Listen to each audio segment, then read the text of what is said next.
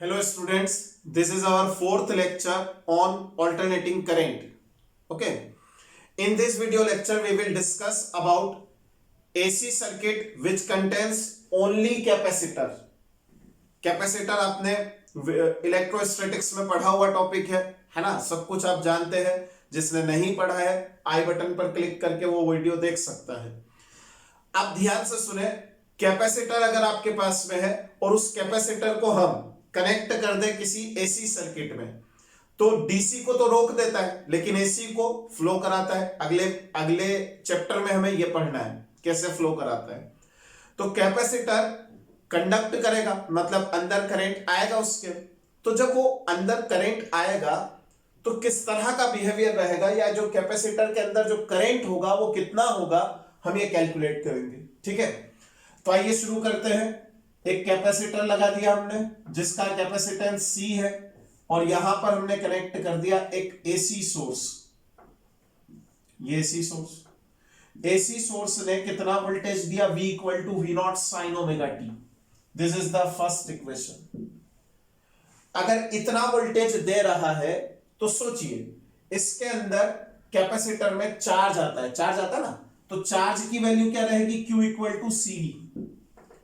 Clear, that is Q is equal to C dot, instead of V we can write V naught sine omega T.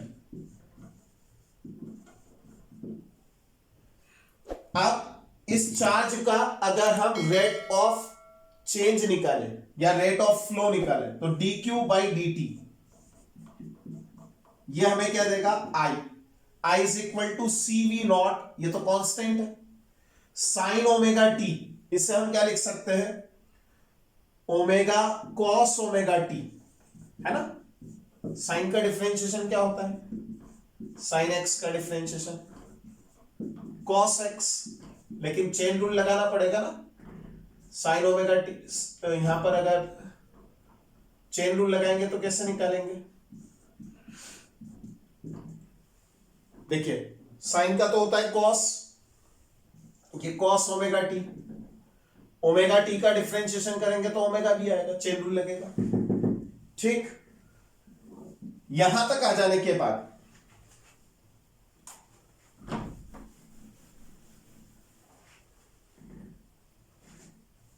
Current आ गया। Current कितना आया, I is equal to C V naught omega, या I is equal to V naught upon में आ जाए 1 upon omega सी। क्यों लिखा गया 1, ये अपॉन में क्यों लेकर गया मैं, कारण है उसका रीजन मैं बताता हूं। डॉट ये cos omega T as it is. अब समझे इसका रीजन क्या है। देखिए क्वांटिटी करंट हमारे जहन में पहले से ब्रेकअप बैठा हुआ है, कैसे कि V equal to I R, है ना, यही होता है ना, यानी I is equal to V upon R, यानी R जैसी कोई क्वांटिटी होना चाहिए जो V को I में कन्वर्ट करे। ठीक है ना, तो वो क्वांटिटी क्या बनी हमारे पास में, 1 upon omega C. What is 1 upon omega C, 1 upon omega C is called XC। What is XC, capacitive reactance. सोचो कैपेसिटर है, करंट फ्लो होगा, जब करंट फ्लो होगा तो कुछ ना कुछ पार्ट तो इसका, कैपेसिटर के अंदर से जब करंट फ्लो होगा यानी वोल्टेज अप्लाई करेंगे करंट फ्लो होगा, एसी वोल्टेज अप्लाई कर रहे करंट फ्लो हो रहा है, तो कुछ तो रेसिस्टेंस आएगा। इस रेसिस्टेंस को रेसिस्टेंस नहीं बोलेंगे, इसे कहा जाएगा कैपेसिटिव रिएक्टेंस। ये क्या कैसा बिहेवियर रखेगा, जैसा डीसी सर्किट में एक रेसिस्टर बिहेवियर रखता है वैसा ही बिहेव करेगा XC। What is XC, capacitive reactance, और इसकी SI यूनिट क्या रहेगी, ओम, है ना। तो ये करंट I क्या बनेगा, I is equal to V naught upon XC dot cos omega T, that is I equal to I naught cos omega t. This is our equation number 2 and this is our equation number 3. ये equation 2 और ये equation 3। What is XC, capacitive reactance XC का divide करेंगे V naught में, तो क्या बनेगा, V naught upon XC is equal to I naught. ये क्या बना, peak value of current. Copy it.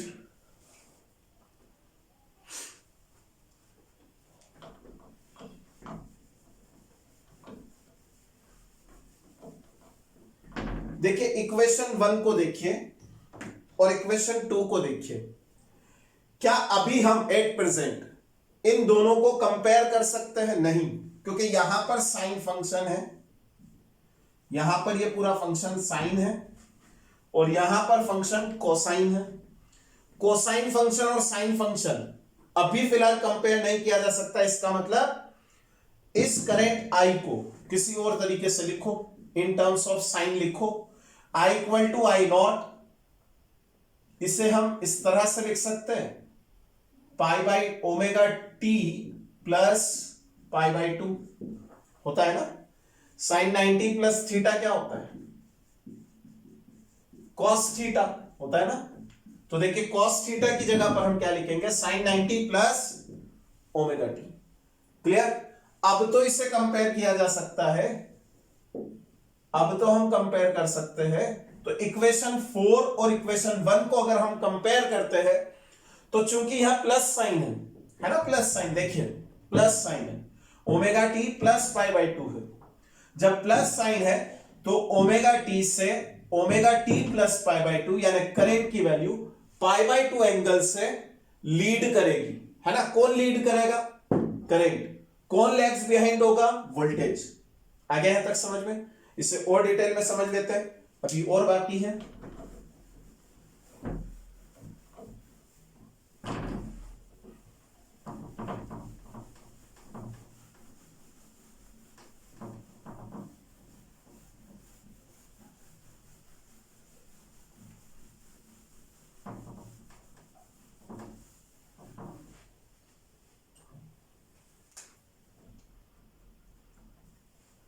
From equation 1 and equation 4, it is clear that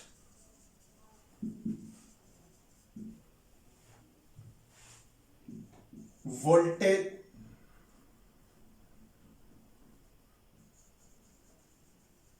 current leads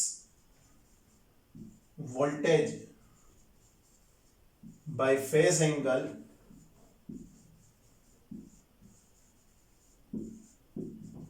pi by 2 और 90 डिग्री।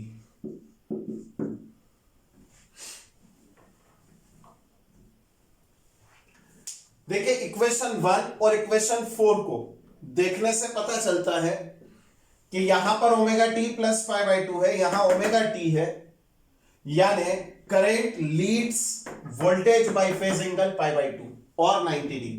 क्लियर। इतना copy कर लीजिए, फिर आगे देखते हैं।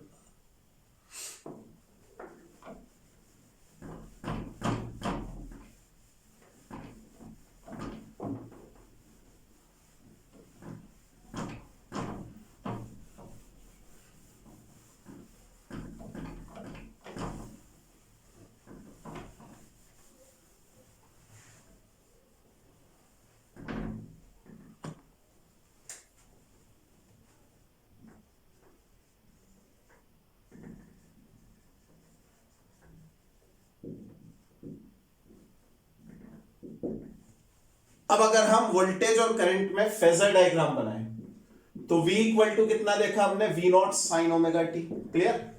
And I is equal to कितना देखा, I naught sine omega T plus pi by 2। ये हमने देखा। ठीक है। अगर ऐसा है तो ध्यान दीजिए, वोल्टेज मान लीजिए ये वोल्टेज V वोल्टेज है एट एन इंस्टेंट t, है ना। ये ओमेगा टी इसका एंगल बना, इससे पाई बाई 2 एंगल आगे है ना, नीचे तो नहीं होगा, ऊपर रहेगा पाई बाई 2 एंगल। ये पाई बाई 2 एंगल आगे करंट है। ये एंगल कितना होगा, ओमेगा टी प्लस 90 डिग्री या पाई by 2। Clear. This is the phasor diagram, copy कर लीजिए।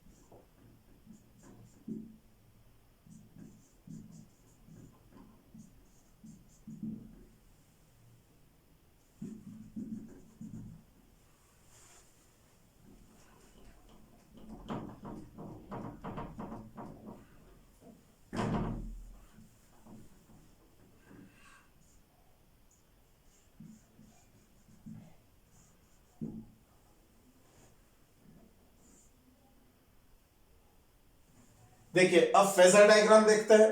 इस y एक्सिस पर v और I ले लेंगे और इस एक्सिस पर ओमेगा t रख लेते हैं। जीरो पर साइन फंक्शन की वैल्यू क्या होगी, वोल्टेज को देखिए, साइन फंक्शन है जीरो पर जीरो, पाई बाय टू पर अगेन वन, पिछले लेक्चर में भी आप देख चुके, पाई पर जीरो, 3 पाई बाय टू पर नेगेटिव मैक्सिमम यानी नेगेटिव वन, और ये 2 पाई। यहां पर क्या है, पीक वैल्यू ऑफ वोल्टेज, इसको मिला दीजिए।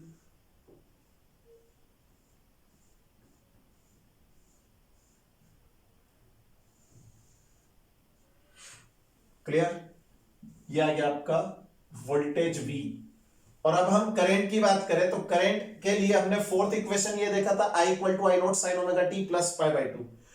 इक्वेशन नंबर 3 में देखा था I equal to I naught cos omega T, ठीक है ना। तो कॉस ओमेगा टी को लिखना ज्यादा अच्छा, ड्रॉ करना ज्यादा आसान है ना। इसी को देख लेते हैं, ये पीक वैल्यू वाली लाइन है करंट के लिए। यहां पर है प्लस आई नॉट, ये प्लस वी नॉट था जैसे, यहां माइनस वी नॉट, यहां माइनस आई नॉट।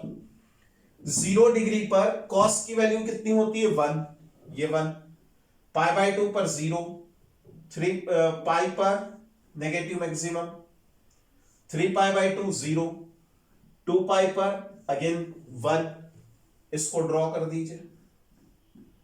अब ये जो डॉटेड लाइन है ये रिप्रेजेंट कर रही है करंट को, ठीक। अब आप कॉपी कर सकते हैं इसे। फर्स्ट क्वेश्चन है, एक कैपेसिटर दे रखा है, कैपेसिटर की वैल्यू दे रखी है 1 माइक्रोफेराड का कैपेसिटर है, इसको 220 वोल्ट 50 हर्ट्ज यानी घरेलू पावर सप्लाई से कनेक्ट कर दिया। कनेक्ट करने पर इसमें कैलकुलेट करना है कि आरएमएस वैल्यू ऑफ करंट क्या रहेगी। चलिए शुरू करते हैं। सॉल्यूशन, बहुत सिंपल सा सॉल्यूशन आने वाला है, देखिए ध्यान दीजिए। सबसे पहले इस 50 हर्ट्ज को इस f से, f इक्वल टू दे रखा है 50 हर्ट्ज, इससे हमें क्या कैलकुलेट करना है, ओमेगा, या आप फॉर्मूला ही चेंज कर दीजिए। XC कितना होता है, 1 अपॉन ओमेगा C, ठीक है। इस 1 अपॉन ओमेगा C को हम क्या लिखेंगे, XC is equal to 1 upon 2 pi FC, ठीक। अब ध्यान दीजिए, XC is equal to 1 upon 2 pi FC, F की जगह लिखेंगे 50, 50 to 100, 1 upon 100 pi multiply, C कितना दे रखा है, 1 माइक्रोफेराड। 1 माइक्रोफेराड मतलब 10 पावर माइनस 6, ये ऊपर जाएगा 10 पावर 4, 10,000 डिवाइडेड बाई पाई, ये ओम में आंसर आया XC।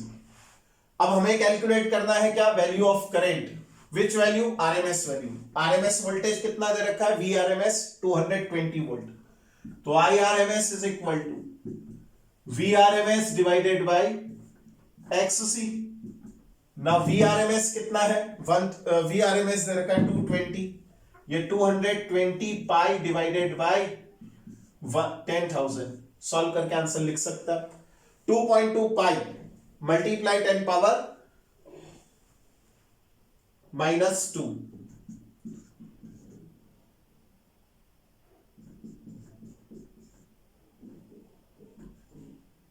Ampere. This is the value of current, okay. देखिए बहुत सिंपल सा नेक्स्ट क्वेश्चन है।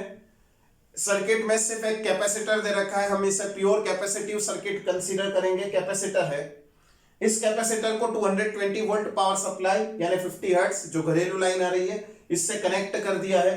Calculate C if I equal to 0.02 ampere, हमें C कैलकुलेट करना है, जबकि ये दे रखा है कि करंट कितना आ रहा है 0.02 एम्पियर। सबसे पहले हम क्या करेंगे, सबसे पहले क्या करें बताइए, बहुत आसानी से इसे सोचिए। Vrms दे रखा है, करंट दे रखा है, करंट कौन सा है ये Irms, कुछ ना दे रखा हो तो RMS वैल्यू देखना है, ठीक है। Irms और ये Vrms दोनों का रेशियो निकालेंगे, क्या आएगा, ओम में आंसर आएगा, मतलब XC की वैल्यू आएगी, XC is equal to Vrms divided by Irms, तो XC is equal to 220 divided by 0.02, solve करेंगे इसे, 2 से डिवाइड करेंगे 11, 1 1 000, ये XC की वैल्यू आ गई 11,000 ohm.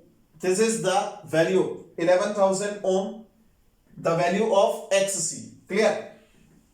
हमें कैलकुलेट करना है C कैसे कैलकुलेट करेंगे भाई? बहुत आसान है, XC is equal to 1 upon omega C होता है ना, तो 2 pi FC is equal to 1 upon XC. हमें C कैलकुलेट करना है 1 upon XC. XC की जगह पर लिखेंगे 11,000, ये 11,000 मल्टीप्लाई 2 pi F, 2F मतलब 100 और मल्टीप्लाई में पाई. बस इसे सॉल्व कर लीजिए. 1 upon 11 पाई मल्टीप्लाई 10 पावर 1.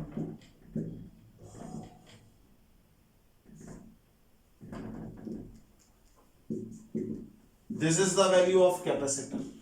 क्लियर? इसे आप सॉल्व करके आंसर लिख सकते हैं. ये फेरेड में आंसर आ चुका. तो चलिए दोस्तों, उम्मीद करता हूं कि आपको ये वीडियो लेक्चर पसंद आया होगा. नेक्स्ट वीडियो लेक्चर में हम प्योर इंडक्टिव सर्किट देखेंगे. Thank you for watching my video.